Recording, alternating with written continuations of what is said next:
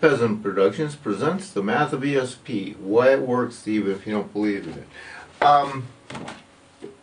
Having just done the video about the Supreme Court letter here,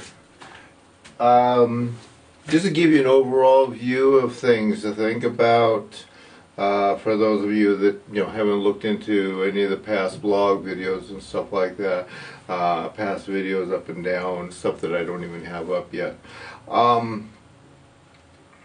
I don't have on anything other than possibly my blog, I should say.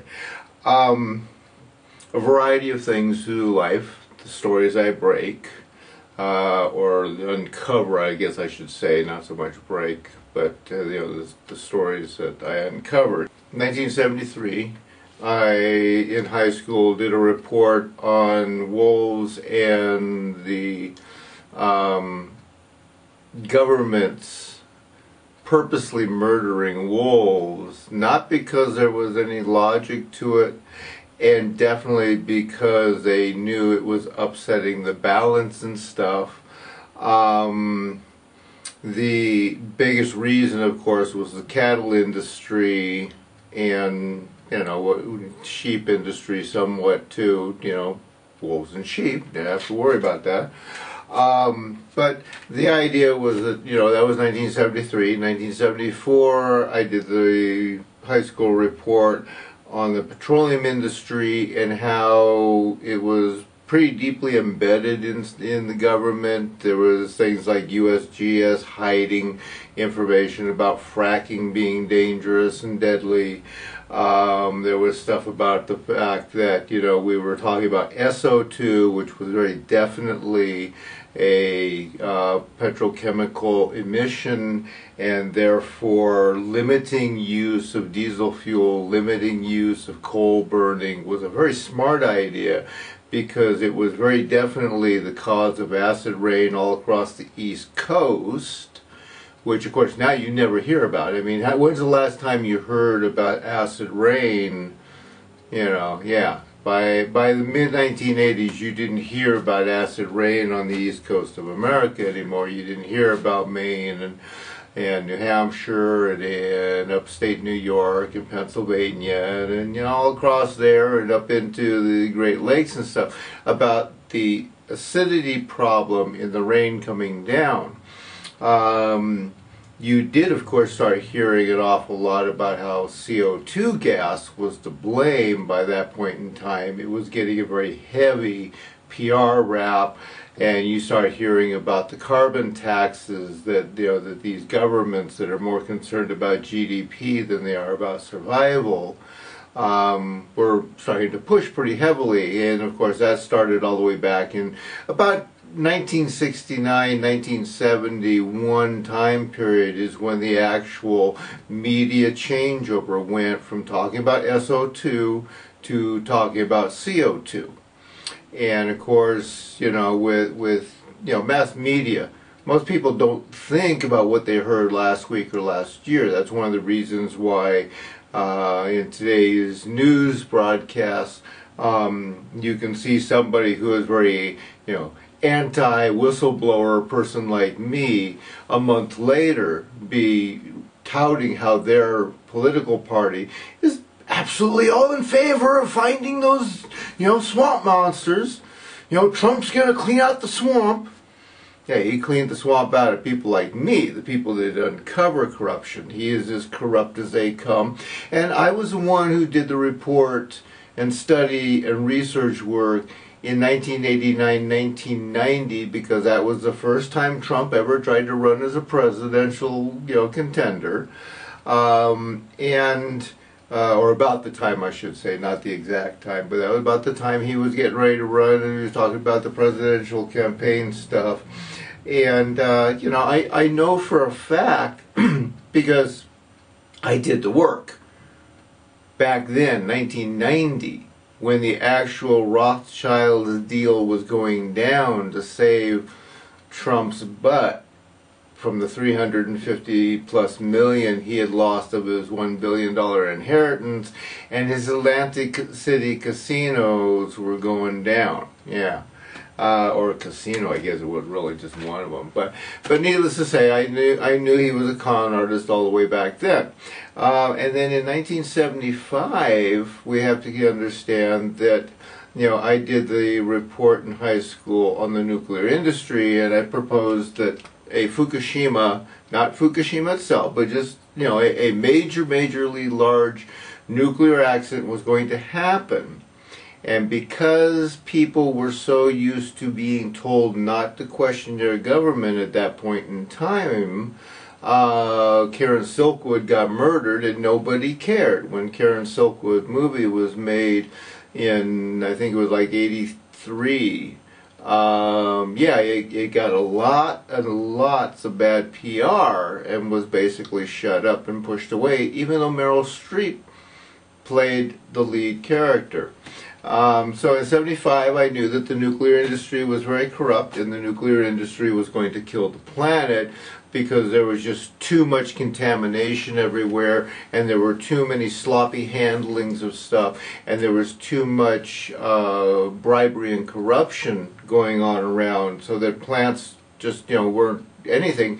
And of course, there was also the problem that, you know, you had storage of all that waste fuel on the sites of nuclear power plants that was not in any way considered to be a safe way to do it, and they were put in barrels that, you know, were saying would last 50 years, and, you know, realistically most of those are decayed and rotted by 25, 30 years. So they you know, you were putting poison that, you know, had a half-life of, what is it, 125,000, 325,000 years in something that doesn't even last 1,000th of 1%. Yeah. So that was, you know, very obvious then. In 1978, and I'll put the picture into the video here, I went to work for the Los Angeles Sheriff Department. In there, I listened to the instructor tell the class of cadets that you always shoot to kill, you never shoot to stop. But if anybody asks you, you tell them that, you know, that these other people, you know, they made me fear for my life. You know, I had to pull my gun and shoot them in the back.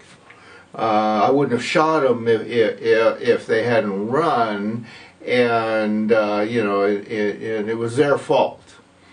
And then, of course, you always have internal investigations by police, just like you have only internal investigations by military, and you have only internal investigations by courts, and you have only internal investigations by, you know, senior governments, right?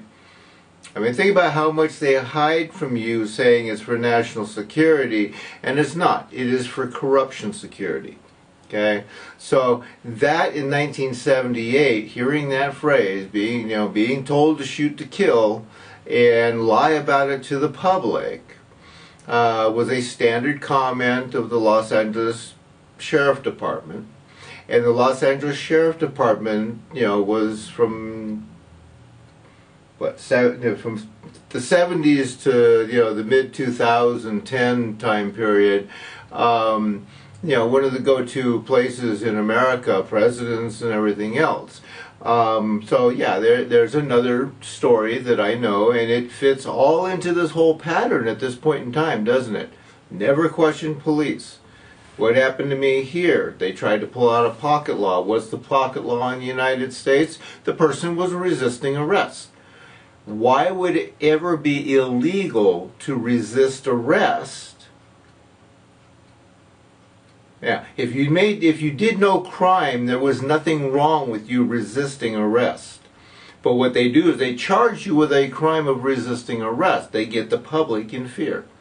And then you add into that in 1999, I read the 9/11 attack. I did not know the exact date, but I did know that it was going to be horrific. I did know that it was going to include thousands of people dying. I did know that the Bush-Cheney presidential election, yeah, 1999, I knew that, you know, Bush and Cheney were gonna win the election again.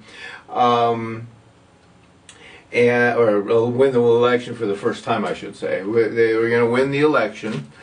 And you know, you're sitting there and you're dealing with the fact that the Cheney was director of Halliburton was listed, FBI, CIA, NSA, who all work together because they're all part of the government. They do not work apart. They work together. They are not in any way fact checkers and investigators against each other. They are the good cop, bad cop. Okay, go look up good cop, bad cop. You know, it's very simple, you know. But the problem is when you reach the point where it is now, where every couple of months it's flipping back and forth, most people that are awake are very much aware of this. You know, they understand that it's just the good cop, bad cop routine. So 9/11 I knew about. I knew who was going to be involved. I knew it was going to involve the big banks. I knew it was going to involve the big oil. I knew that it was going to involve places probably like Israel, because it had black ops operators being in it and stuff like this, okay? And then, of course, you have me getting my busted arm here for catching the United States Supreme Court telling me that I have no human rights and I'm not allowed to have any human rights, okay? So you see, there's this whole long list of stuff here, and it all fits together.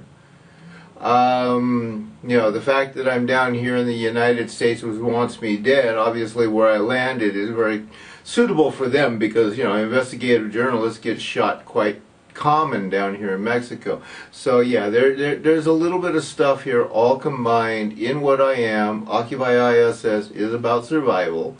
And yeah, it's a long and interestingly drawn out type of thing when you actually look at the wholesome total of all of the stories I have uncovered in my life as one person. I find this very easy to point out to you at that point.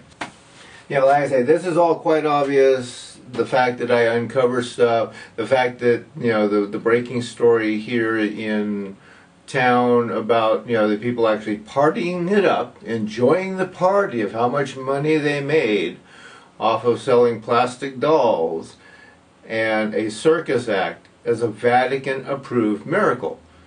Okay, then you have the fact that this land was granted to them by the Vatican, to the original European settlers that came here, which I'm going to guess is, you know, 12 to 20 families probably. And they have, you know, basically murdered and killed anybody that, you know, tried to expose this or talked about it or just came into town with lots of money. Okay, so yeah, there's a whole long list, and the United States is quite happy to see me drop dead. But when you take the wholesome total of all of these stories and combine them, you start realizing that I know way too much. And because I've been a lawyer in court, I can handle being any kind of legal defense for myself. Broken arm, I was too good. That also includes my neck and my back, folks. Believe me, if you get hit on, you know, if your car gets hit, it's usually not just that one little point that breaks. You know, the other side has twists, the windshield might shatter, and all kinds of stuff breaks when you have, you know, a 1,200-pound impact at, you know, 10 miles an hour.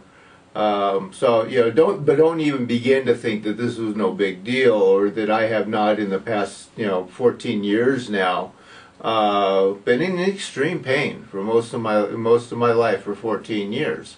So I live with what I do. I am what I am. I'm a lone wolf. You know, I don't collect followers. I've got this Revelation 2:17 thing, like I pointed out. You know, even my claiming the title of the White Horseman, like I said, you read that 1911 passage, there's not really anything there that really says I had to be any kind of super special anything. All I had to do was be a very good lawyer who only follows truth and justice. Yeah, but with my mouth I'm shutting down countries, which is what that person is supposed to be able to do. Or at least I'm putting out the evidence that should shut them down legally. The fact that it's all corrupt is a different story. So, Occupyiss, the last day of the year, December 31st, and the, what I say was the 38th day of being in here.